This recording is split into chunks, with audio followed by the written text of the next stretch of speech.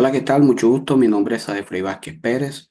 Pertenezco al programa profesional en Administración de la Seguridad y Salud en el Trabajo. En el día de hoy vamos a hablar del plan de mejoramiento de la unidad 1 de la clase de Estadística 1 bajo el tema Conceptos básicos de estadística y organización de datos. Pertenezco al grupo 4.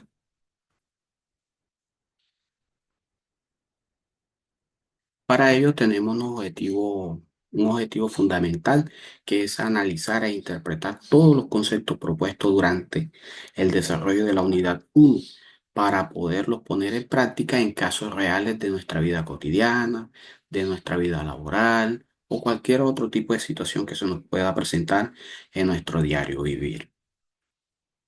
Para ello, entonces, contamos con los conceptos como el de estadística. Nos dice que es la ciencia de los datos la que nos permite recoger, organizar, analizar e interpretar todos los datos presentados en determinadas variables en algún tipo de caso objeto de estudio.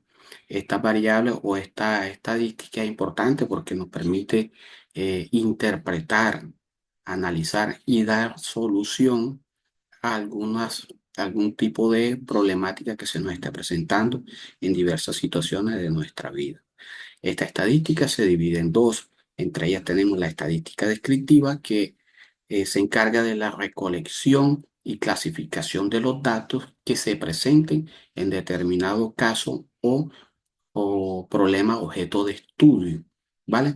Esta se realiza, digámoslo así, en campo mediante la ejecución de encuestas, ya sea encuestas eh, eh, hechas físicamente en papel, ¿cierto? O encuestas virtuales, por ejemplo, como los que nos brinda la opción de Google Form, ¿cierto?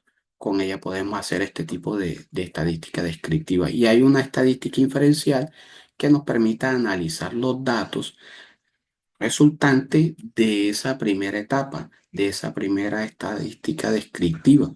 Con ella vamos a poder nosotros analizar esos datos y poder dar una solución o una respuesta más científica, de mayor técnica a esa problemática presentada, ¿vale? Existe algo también dentro de los conceptos que es la población, y nos dice que es todo aquel conjunto que completo que hace parte de la estadística. Ella nos permite o esta población, por medio de esta población podemos observar, analizar todas aquellas características en común de este tema, ¿cierto? Por ejemplo, si vamos a analizar las características de la población palenquera, ¿cierto? Muchos de ellos podemos decir que son nativos, ¿cierto? Del pueblo de Palenque, que su color de piel es eh, color afrodescendiente. Otra característica de ellos que también tienen un idioma o un lenguaje común, que tienen características especiales para el baile. Eso puede ser eh, el ejemplo de la población, características de esta población. Eh, Esta población tiene una variable importantísima, entre ellas las cualitativas, que son todas aquellas que se permiten representar por medio del uso de palabras, ¿cierto? Por ejemplo, lo que decíamos ahorita, el color de piel, el sexo, si la persona tiene, qué sé yo, habilidades para el deporte, para la música, ¿cierto? O otras cosas como si, qué sé yo, si son, si han tenido algún grado de estudio, ¿cierto? Y hay otras cuantitativas que se representan por número, por ejemplo, la edad, el peso, la estatura, ¿cierto? Otro ejemplo de variables estadísticas cuantitativas es, por ejemplo, el largo de los objetos, ¿cierto? Por ejemplo, yo digo que mi mouse mide, digamos, 8 centímetros. Es una variable cuantitativa, ¿cierto? Por otra parte, eh, Estas variables pueden también ser continuas o discretas. Las continuas pueden estar interpretadas por números decimales. Un ejemplo, el alto de una puerta, el largo de una puerta. Digamos que el largo de una puerta puede ser 1 metro o 1 metro con 40 centímetros, por decir algo. Ese es un ejemplo de variable continua. Ahora, las discretas son aquellas que usan números enteros. Por ejemplo, en una casa o en un colegio hay 10 puertas, hay 15 puertas, 20 puertas. Ahí aplicaría este ejemplo de variables discretas, ¿cierto? En este caso estamos hablando de las variables estadísticas. Por otra parte, encontramos lo que es la muestra dentro de esta unidad uno y es el subconjunto que hace parte de esa población objeto de estudio, ¿cierto? Aquí es donde representa la importancia o el grueso al momento de realizar una encuesta. ¿Por qué? Porque la encuesta no se aplica a toda la población en general, ¿cierto? A toda la población completa no se aplica. ¿Por qué? Porque representa gastos, ¿cierto? Representa costos para la persona, en este caso, digamos, el cliente. Representa costos, también representa pérdida de tiempo valioso.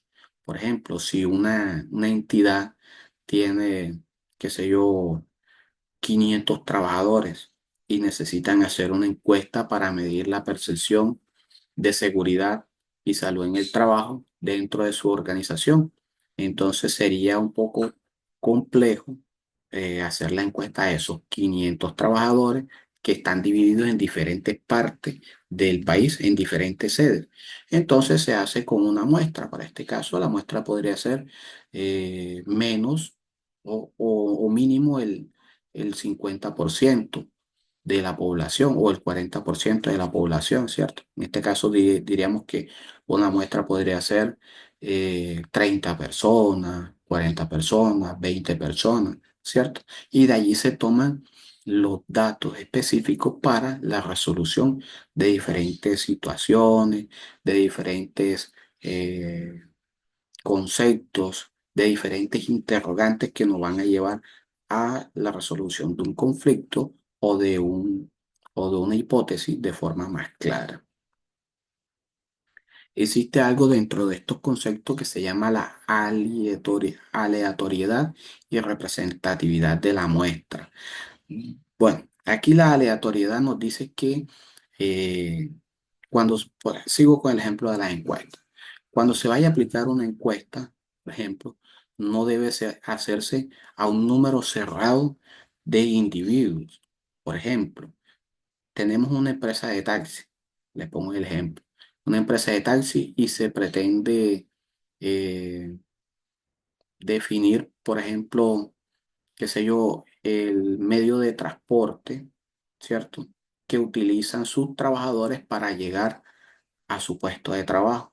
Solamente no se puede hacer cerradamente al grupo administrativo, debe hacerse también con el grupo de oficios varios, con el grupo de servicios generales, con el grupo de mensajería, con el grupo de conductores, ¿cierto? Debe hacerse aleatorio, debe hacerse con uno que otros trabajadores, ¿cierto? Se define algún número de ellos.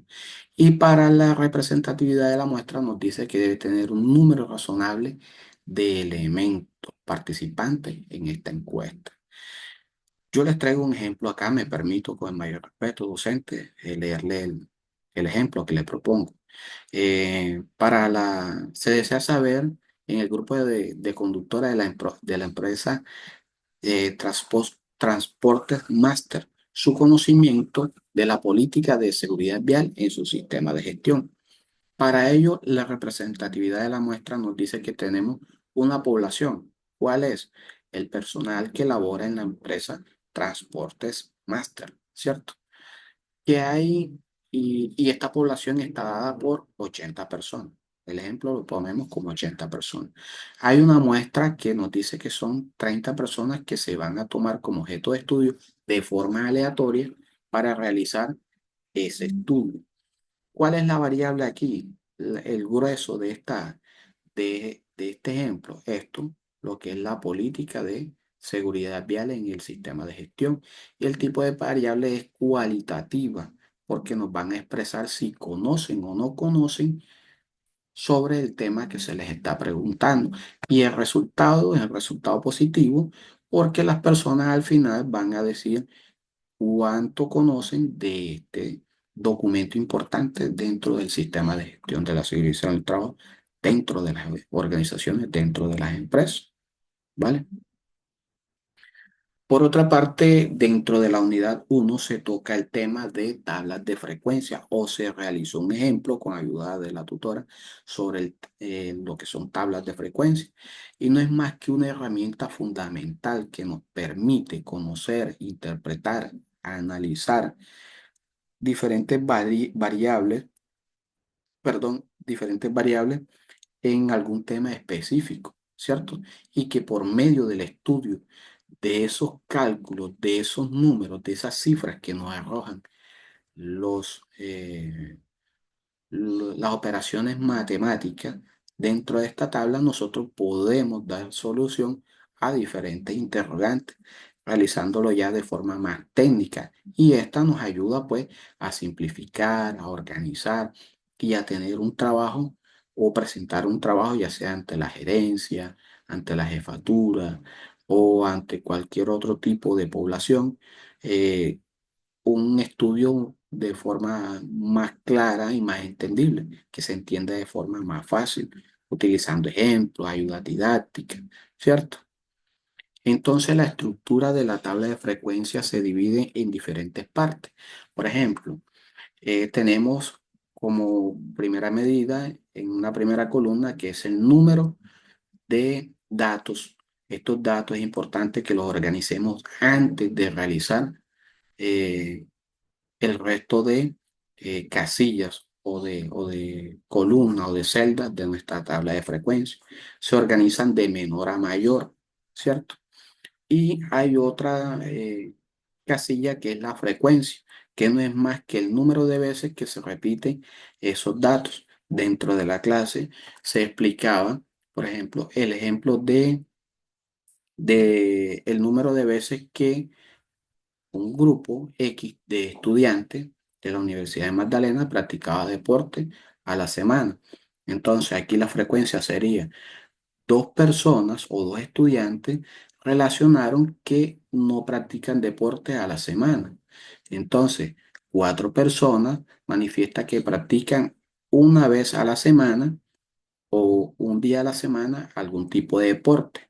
21 personas manifiestan que practican dos veces a la semana deporte y así sucesivamente. La sumatoria de todos estos datos de la frecuencia nos debe dar el número de datos exacto con el cual se propone la primera celda, la primera columna, perdón. Para este caso son 50 datos, nos deben dar 50 datos. En la tercera columna, importantísima de nuestra tabla de frecuencia, encontramos la frecuencia relativa, que no es más que la división de la frecuencia, lo que ya obtuvimos, el número de veces que se repiten los datos, entre el número de datos que tenemos para en este caso, nuestro estudio está basado en 50 datos.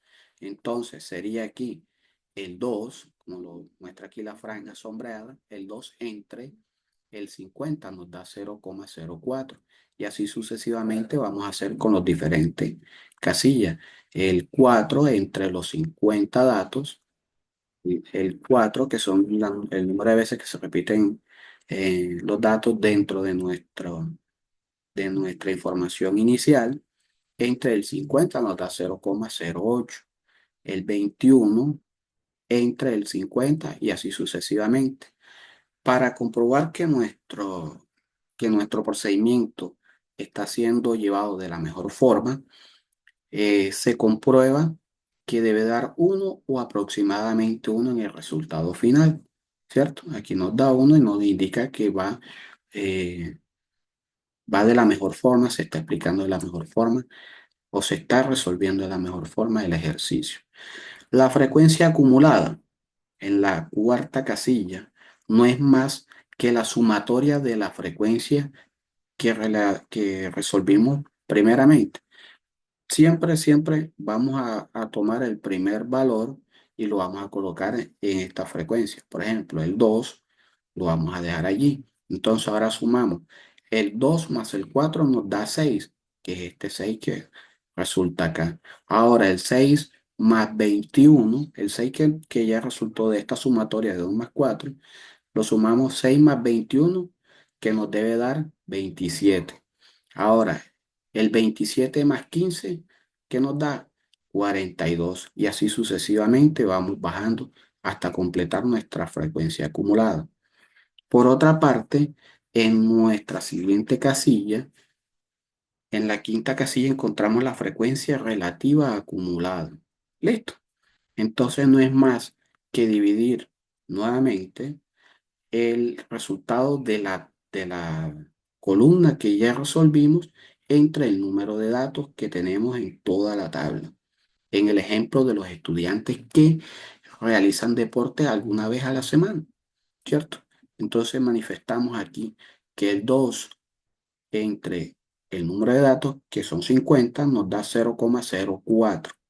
Ahora, el 6, ¿cierto? El 6 que resultó de la sumatoria de 2 más 4, lo dividimos entre el 50, que es el número de datos, y nos da 0,12. Ahora, el 27, que nos resulta de la sumatoria de 6 más 21, 0,54 como ejemplo, y así sucesivamente se va a llenar toda esta tabla. ¿Listo? Ahora vamos a hablar del porcentaje de la frecuencia, ¿cierto? Entonces, ¿qué vamos a tomar aquí? Vamos a hacer una división entre la frecuencia relativa, esta frecuencia relativa, por 100, ¿cierto? Por la constante 100. Y esto se va a expresar en porcentaje. ¿Listo? Entonces, sería por acá el 0,4 de la frecuencia relativa, que es esta que nos indica aquí, frecuencia relativa 0,04 entre 100 nos da el 4%. Ahora, el 0,08 multiplicado por 100 nos da el 8%. Igualmente, el 0,42% nos da el 42%, ¿cierto? Hasta completar la tabla. Y para comprobarlo nos debe dar el 100% de los datos obtenidos en nuestro ejemplo objeto de estudio, ¿cierto? Ahora el porcentaje de la frecuencia acumulada, ¿vale? Ahora el porcentaje de nuestra frecuencia acumulada. Entonces tenemos que, por ejemplo, el 0,4, ¿cierto? El 0,4 lo multiplicamos por 100 y esto nos da el 4%, ¿cierto? Ahora, el 0,12%, ¿cierto? El 0,12% nos da el 12%. Ahora, el 0,54% nos debe dar el 54%. Todo esto lo vamos a expresar en porcentaje. De esta forma se calcula la tabla de frecuencia para el análisis de los datos. Importantísimo que ya con todos estos valores que nosotros obtenemos en estas casillas, en estas celdas, ¿cierto? En estas columnas, en estas filas, vamos a resolver diferentes interrogantes que se nos propongan en algún tipo de encuesta o análisis pertinentes que nos hagan, ya sea en la vida laboral, estudiantil, en la vida cotidiana, entre otros. ¿Vale? Muchas gracias.